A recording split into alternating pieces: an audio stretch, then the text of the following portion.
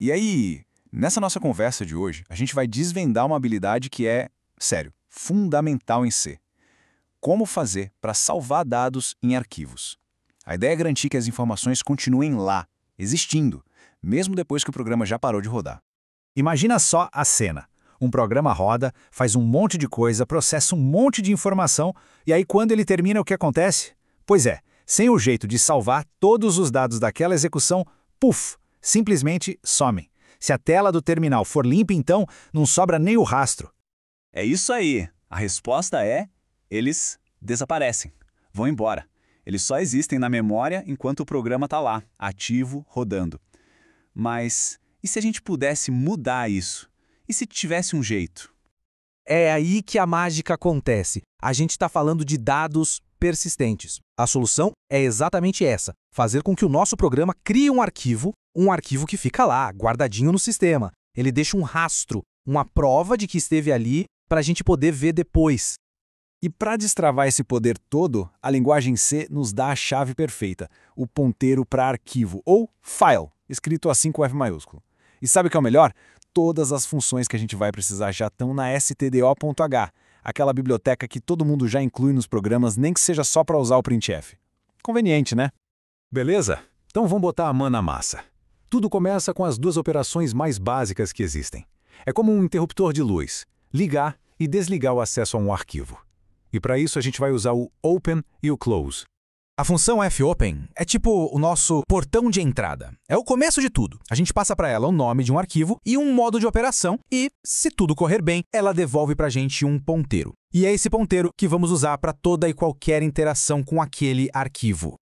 Olha só, os três modos principais são R de read, para leitura, W de write, para escrita, e A de append, para anexar, ou seja, adicionar no final. E aqui tem um ponto super importante. A escolha entre W e A é crucial. O modo W apaga tudo que tinha no arquivo e começa do zero. Já o A adiciona os dados novos lá no finalzinho, mantendo o que já existia. Cuidado com o W. Agora, uma dica de ouro. Sério, talvez a mais importante de todas. Sempre, mas sempre mesmo, verifiquem se o ponteiro que o open retornou não é nulo.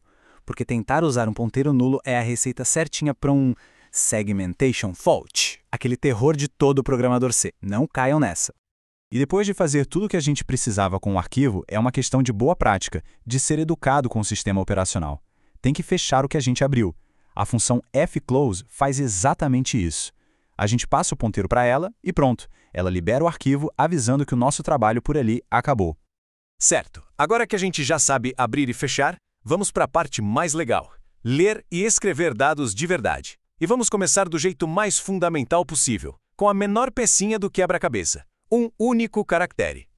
A função para isso é a fgetC, que vem de File Get Character, ou pegar caractere do arquivo. O nome já diz tudo, né? Ela vai lá e lê o próximo caractere do arquivo. Mas óbvio, para isso funcionar, o arquivo tem que ter sido aberto no modo R, de leitura. E olha que incrível o poder da simplicidade em C. Com literalmente 3 linhas de código, a gente consegue recriar o comando cat do Linux. Dá uma olhada nesse laço while. Ele fica pegando um caractere, aí ele checa se já chegamos no EOF, que é a marcação de end of file, fim de arquivo, e se não chegamos, ele imprime o caractere na tela. E faz isso de novo, até o arquivo acabar. Simples e genial. E claro, se tem um jeito de pegar um caractere, tem que ter um jeito de colocar um caractere. O par do fgetC é o fputC, File Put Character. Ele faz o contrário, pega um caractere e escreve no arquivo. E para isso, obviamente, o arquivo precisa ter sido aberto no modo W ou A.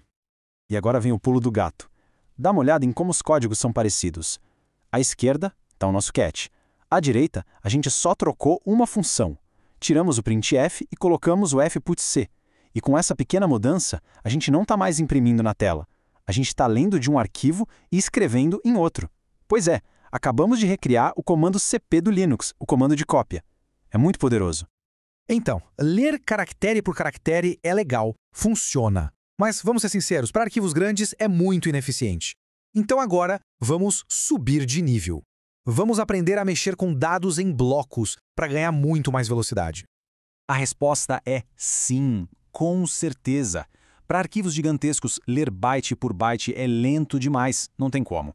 A solução, então, é ler e escrever pedaços inteiros, blocos de dados de uma vez só. E, para isso, eu apresento FreeD e FreeWrite.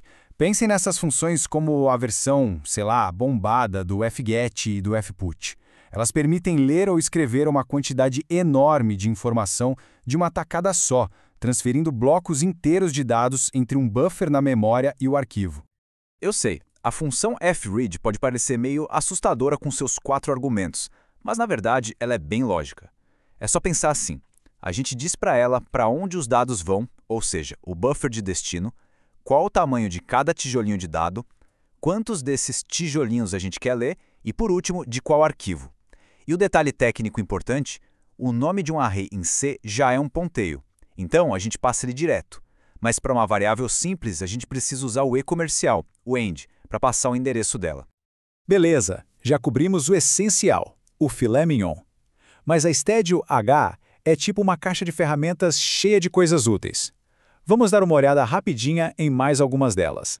Por exemplo, temos a fprintf, que é basicamente um printf que escreve em arquivos. A fseek é como o botão de avançar ou retroceder de um filme, dá para pular para qualquer ponto do arquivo. A ftel diz exatamente em que byte a gente está. A fgets é super útil, ela lê uma linha inteira de uma vez só. E a ferror, que é uma mão na roda para verificar se alguma operação deu errado no meio do caminho. E é isso. O mistério dos dados persistentes em C foi desvendado. Os programas agora não precisam mais ter amnésia. Eles podem salvar o progresso de um jogo, registrar logs de atividades, criar, modificar arquivos. O céu é o limite. A verdadeira questão agora é, com esse novo superpoder em mãos, o que vai ser construído?